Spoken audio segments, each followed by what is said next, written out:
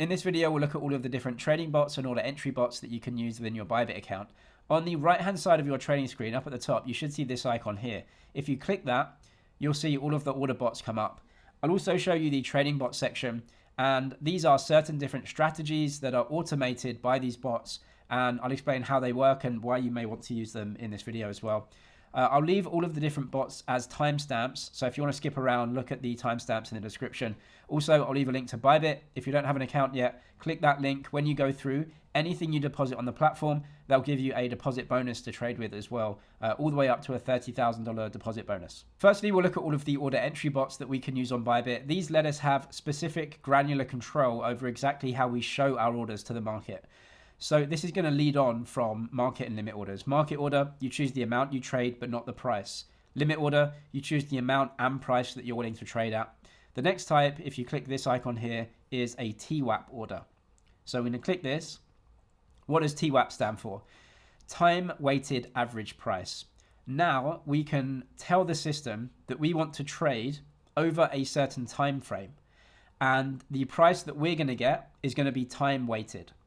So we're not going to trade all of our order immediately at this price. We're going to split it up over a certain time frame, and the price that we get is going to represent what was traded over that time frame. This is usually better for larger orders, or if you just don't want to trade everything right now at this price. So let's say we've got a large order of 1 Bitcoin and we're going to buy 1 Bitcoin. Instead of telling the system, just buy right now in one order, we'll say trade over 12 hours over multiple orders, and I will get a time-weighted average price over that time. Now, this may not be better or worse than trading immediately. Let's say that I'm a buyer of Bitcoin, and over a 12-hour time frame, the Bitcoin price rises. Well, my time-weighted average price is going to be higher than just buying immediately, so I got a worse deal. However, if the Bitcoin price falls over that 12 hours, then my TWAP order will have gotten a cheaper Bitcoin price than buying immediately. We don't know what's going to happen over those 12 hours. So it's not exactly better or worse than trading immediately, but it just lets us work the order so that we get a decent price in line with what the market traded. So as an example, I'm going to buy, let's say we've got 1 Bitcoin to buy, and I want to work that over a 12-hour period, 12 hours and 1 minute. And then the frequency of the order, it's up to you. I think it's automatically 30 seconds, but you can trade it anything that you want, right? So every minute or 2 minutes, this amount of Bitcoin is going to be traded for us. We're on the buy side, so that's going to be bought for us at whatever price is trading in the market at that time. And you can click random order if you want. That means that the amount that you trade can either be higher or lower by about 20%. You can put that on if you want. It won't make much difference. Now, the advanced settings as well. Trigger price, this is the trigger price for this order to run. So let's say that I'm a buyer of Bitcoin and I want to run this bot over 12 hours. But I don't want the bot to start until the Bitcoin price is lower. 117,000 is too much for me. So I'm going to say if the Bitcoin price gets to 110,000, then start buying Bitcoin and running this 12 hours TWAP for me. And just keep buying Bitcoin at these prices. The stop price, this is if you want the bot to stop. So let's say I'm willing to buy between 110 and 115,000, right? So the trigger price is the bot's going to start running at 110. Anything below that is fine. But if it gets up to 115, stop the bot, and I don't want to pay that price. So that gives you kind of like a limit order there as well, where you're buying within that range. Trigger price, you may not want to put on, right? So if I don't put the trigger price on, let's say that I'm willing to start the bot now, but I don't want to pay above 118,000. So it's going to buy as long as it's under 118. If it's going down, that's fine. If it's going up, it's going to stop. And so you won't buy the Bitcoin at that price or higher. So that's a TWAP. You spread your price over a certain time frame. It may not be better or worse than buying immediately, but you can split it up over a time. The next order type that we'll look at is an iceberg order. So in your trading screen, go to iceberg here, click this, and just like the name suggests, an iceberg order is where you show a small portion of your order to the market so that everyone can see that. But underneath the surface, you have much more of the order to trade. And this just prevents you putting all of your order on the book at once. So once this visible portion has traded, only then does the hidden size reveal itself. And this hidden size can be tranched. So you can split this up into as many tranches as you want. And let's say this this visible part of the order trades. Only then does the next tranche reveal itself above the water. Then you trade that. Then the next tranche reveals itself. So it's just a way to stagger your order into the market rather than trading all at once. So let's say we want to buy 1 Bitcoin. And we're going to split that order up into how many ever that you want. So if you want to have 4 splits, obviously that's a quarter. So that would be 4 split orders, 0.25 Bitcoin each. If you want to split it up into 10, that would be 0.1, so 1/10. You can change this to the number of splits. If you just want to give the system, say I want to trade in 15 splits, then it will work out the fraction for you. But either or is fine. Now, the order preferences here. So what we're doing is we're buying 1 Bitcoin and 0.1 per tranche. Only once the 0.1 is traded does the next tranche reveal itself. Now, we have to think about prices here as well, right? So usually you choose fixed prices for an iceberg, which would be what is your limit price for the order. So the price is 116,551. Let's call it 116,500. So we would have a bid there, a limit order bid at 116,500. Let's say someone comes to sell us the Bitcoin. They would sell us 0.1. Immediately, our order would refresh at that price. And so if they've still got more volume to do there, we would just trade more and more and more of the order over time until the whole thing is done. So that's with a fixed price. What you could also do is use a chase order. And this just enters your orders at a distance from the bid because we're buying. So this would be a distance from the bid. So let's say I want an offset chase limit. That means that each of the new orders would be a certain distance away from the current bid price, right? This prevents you essentially trading all of your trade at the same price. So let's say the market is coming down and it starts to hit your bid. Well, your bid is just going to refresh over and over. If there's a lot of size coming down, pushing the price down, your bid is just going to go over and over and over and just trade at that same price if you use fixed prices. But if the price is coming down, you may want to actually let the market come down while still refreshing your order so you get a better price as the sellers are coming in. You can do that with a chase limit, which let's say each refreshed order comes at a distance of, I don't know, $250 away from the bid so that your tranches are actually stacked lower and lower each time they refresh. So you can do that. If sellers are coming in, you want to buy. You don't just want to be up here bidding when the market moves fast. You want to say, I'm bidding, but I'm just going to come down with you, right? And so you get a slightly better average price. That would be a chase limit. You want to use chase limit offset there. Otherwise, the chase limit and chase limit taker, they're pretty much going to just enter your orders at whatever the bid is at the time, which may start to come down as well. But it's better if you have a specific offset from whatever the bid is at the current time. So we are showing tranches to the market, and only once the tranche is traded do we reveal the next tranche. And then you can either have a fixed price there or you can offset it lower so that you come down with the price. Obviously, we don't know what the price is going to do, so it's up to you whether you want a fixed price or you want to have an offset with your next tranches. Next up, we'll look at scaled orders, which let us trade within a price range rather than a set individual price like a limit order would. So we'll click scaled order here, and it says, what do you want to do? Do you want to buy or sell? So we're a seller of Bitcoin now. And let's say that I want to sell Bitcoin between 120 and 125.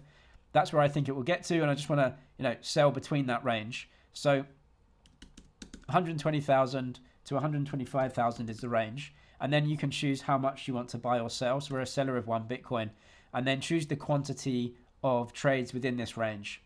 And the system will algorithmically choose the prices to be a set distance from each other, right? So we've got 20 orders, so it's going to put the orders in so that they're perfectly apart from each other in 5% tranches. If you have 10, then obviously 10 tranches is 10% orders, and 5 orders would be 20% each in terms of the volume of your order. And from right here, you can see that the prices have been chosen. So we have all of these different prices within the range. Now what you can do, this price here, it's not relevant. It just either increases or decreases. So we're starting with 125 here. If I change this around, we've now got the 120 price at the top here, but the prices are all the same. It's just going down now rather than starting with 125. So that doesn't change anything. The ratio does though. Evenly split is what they are now. What you can do is choose increasing so that we actually trade more of the order as the price goes up. That would be something that I would maybe choose because you want to sell more of the order at a higher price so that your average price gets kind of dragged up towards the top end of the range. Or of course you could do the other side of things, which would be decreasing. So you're actually trading more of the order at that lower price, which is absolutely fine as well. If you actually do just want to trade out, then you want to make sure that you get things done at lower price. So that's up to you. But you can go down to the very bottom here, get myself out of the way, and you can press sell, and that would start the order. And so you can see the limit prices here as well. So the price range, you're not going to start selling until the bottom end of the price range. And then you obviously get everything done by the top end. So that helps you scale in and out of a trade rather than just having one individual price like a limit order. Now we'll look at chase limit orders. And I did mention these a little bit during the iceberg section. But if you want to trade chase limit orders individually, you can only trade them within futures trading. If you go to the spot trading screen, they're not here. You can choose chase orders within iceberg orders, which is a little bit confusing, right? But you can't trade them individually unless you're trading futures. So I'll explain what they are a little bit more in depth now. So chase limit order. What is this actually doing? This is a little bit like a trailing stop order, if you know those. I've got some videos on those. I'll link them down in the description. But this essentially lets us put in an order that chases the price. So let's say I'm a buyer and I want to bid at a distance away from the current price, right? So I'm trying to buy a dip. The current price is 116,686. I want to put in my bid at, let's say, $200 below the current best bid. So I'm trying to buy a little bit of a dip down, right? And that's where my bid goes. So I'm $200 below the best bid. You can see that the current best bid is 116,705 here. My bid is $200 below that at 505. So that's where my bid would go. However, when I put this order in, it's going to chase the price higher at this interval. So let's say the price, the best bid price goes to 120,000. My bid is now going to be 119,800, $200 below the best bid. So it's going to chase the price up. And that is because you want to get this order done, but you don't want to pay the current price. You want to buy a little bit of a dip down. Very specific order type, right? So we can trade one Bitcoin and my bid will go in $200 below this price. But it's going to chase the price upwards, right? So this is the delta, my $200.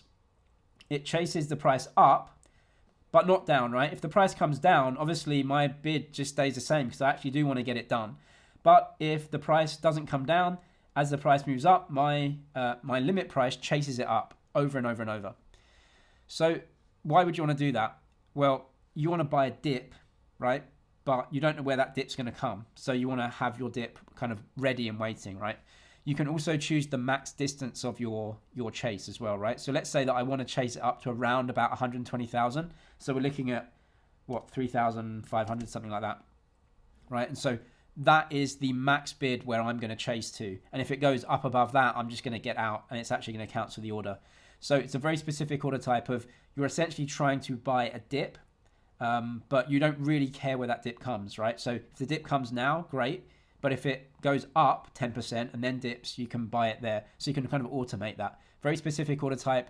Maybe not many people will use it, but it's there if you need it. Now we'll look at Bybit's trading bots, and these let us automate certain trading strategies. So up in the tools section, you can go to trading bot here, and then it shows you the different bots. We'll look at DCA first, which stands for dollar cost average. This is simply just buying the same amount at regular intervals, right? So your dollar cost averaging, you're averaging into the investment over time. So you have to fund your account with either USDT or USDC. Once you have a balance of one of those, you can then set up the recurring buy.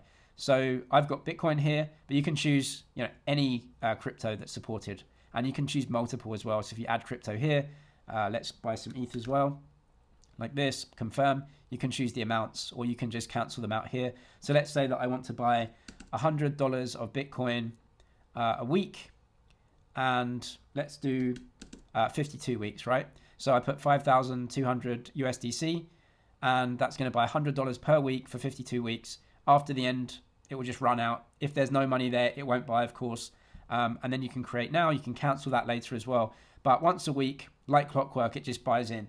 Now, dollar cost averaging is what most of us do because we get paid weekly or monthly, right? So it's kind of what we're forced into. Dollar cost averaging isn't necessarily better or worse. So let's say the price at the start of the year is 100,000 and at the end of the year is 200,000. Well, you would have been better to buy all of your Bitcoin in January when it was 100,000, right? Rather than dollar cost averaging and the price goes up. But of course, we don't know that. The whole point of dollar cost averaging is that you invest over the long term and you just get an average price, which is the same as what the market has traded. So this is what most people do, but it just automates dollar cost averaging rather than logging in once a week to buy your Bitcoin. Next, we'll look at trading a futures martingale strategy. Now, this is completely different to all of the other order types that we've looked at. All the other order types essentially let us trade either a time frame or a price range or something like that. Futures martingale is day trading and much more risky in terms of the strategy that you're implementing. So if we press create here, the way that a martingale works is that what we're trying to do is buy a dip, and then when the dip hopefully bounces, sell for a profit. And instead of putting limit orders in or looking to try and trade certain prices yourself, the bot automates that. So what a martingale does is you buy a certain amount at a certain price. As the price falls, if it gets there, you buy again, but with more money, with a higher amount. And then if you dip to the next level, you buy with an even higher amount, so that your average price gets dragged down towards the lower end. And what the martingale bot does is that if the price bounces up again, then you sell at a specific profit target percentage that you've made.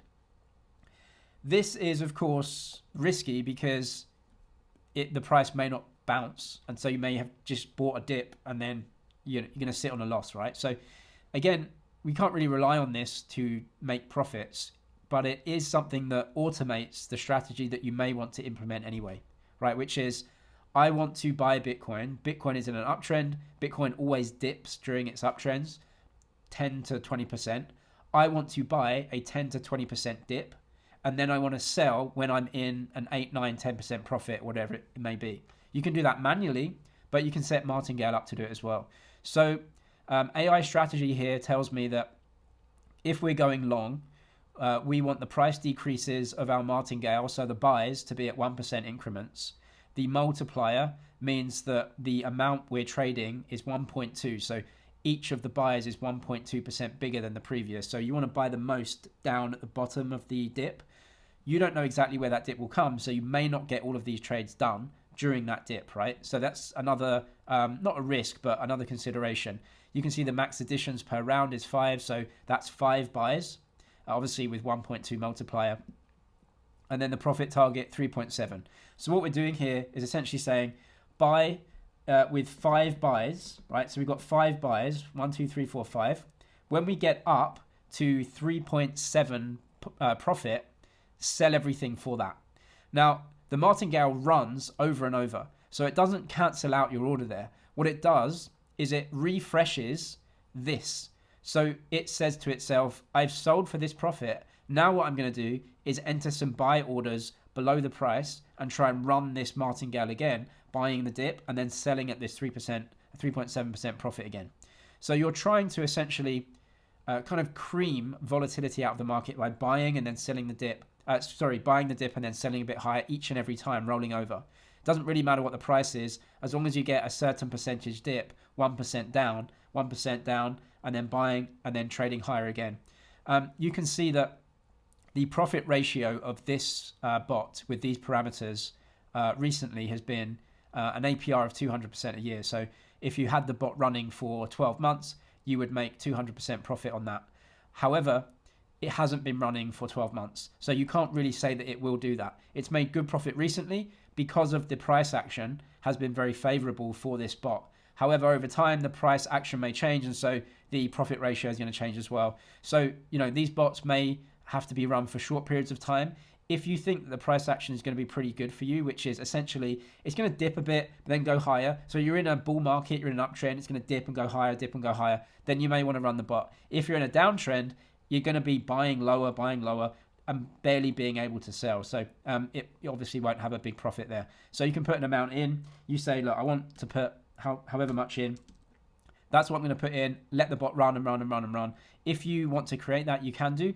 And then after that, if you're making profits or losses, you can just stop the bot and withdraw any remaining funds. You can also manually enter all of the parameters as well if you want, right? So the the price decrease, maybe you want every 2%, and how many orders do you want? You want each of the orders to be exactly the same. So the price multiplier would be 1, or if you want the price multiplier to be higher, maybe 1.1 or 1.2, that'd be 10 to 20% bigger orders each time, or you can just AI strategy it.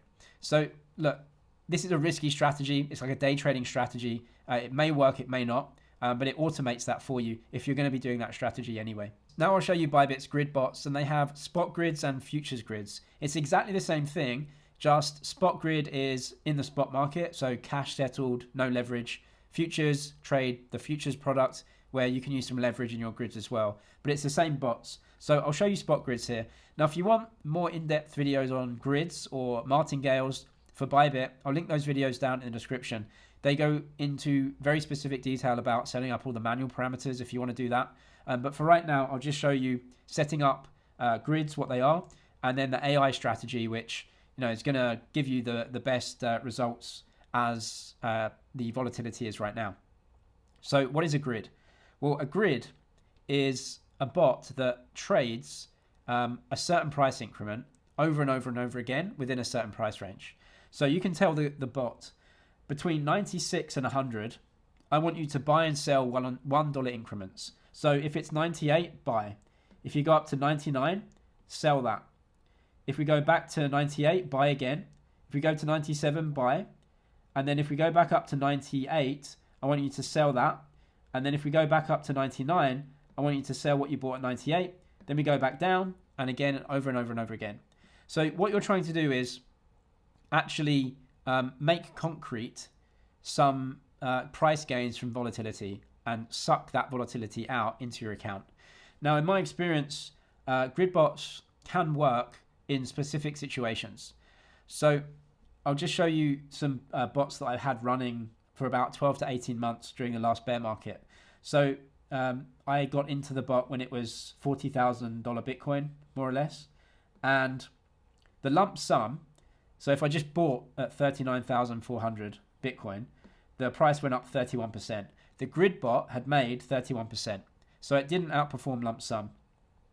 And it actually underperformed dollar cost averaging, which means that I would have bought the same amount in dollars, but I just would have bought each week. So the price dipped and then went up, and I actually would have made more money just dollar cost averaging.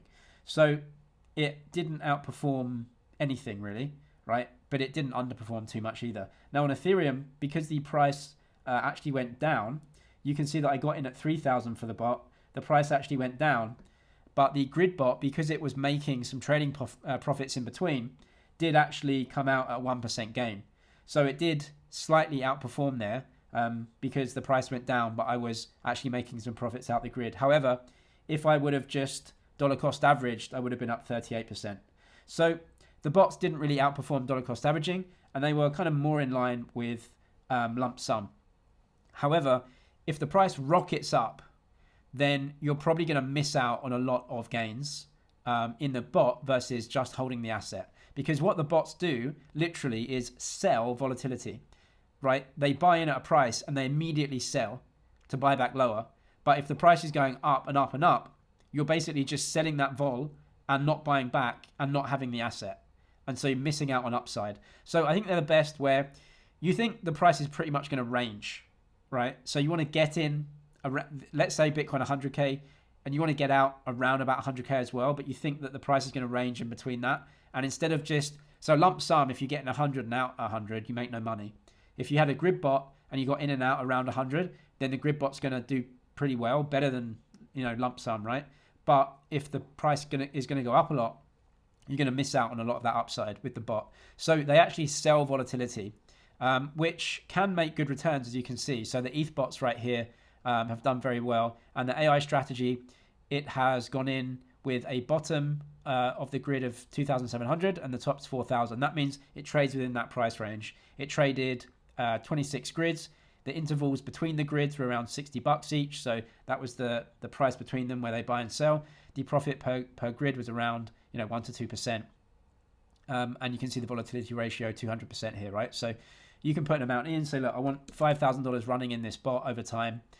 If the price goes up above this amount, you actually stop trading the bot, right? And so you also don't have the ETH because you would have sold it in the bot as well. So the price goes up, you're now missing out on that, right? So it is a specific strategy where you say, I want to kind of take advantage of volatility. And in my experience, the best option here is to get in and out at roughly the same price. Otherwise, you're going to be underperforming just holding the asset if it's going up. If the asset is going down a lot, then you're still going to be taking some losses, but hopefully some of those will be counteracted by the profits that you're making in the grids. If you're a new user to Bybit, I'll leave the deposit bonus link down in the description. All the other helpful videos will be down there as well. I'm James, this is MoneyZG. Cheers for watching, and I'll see you in the next one.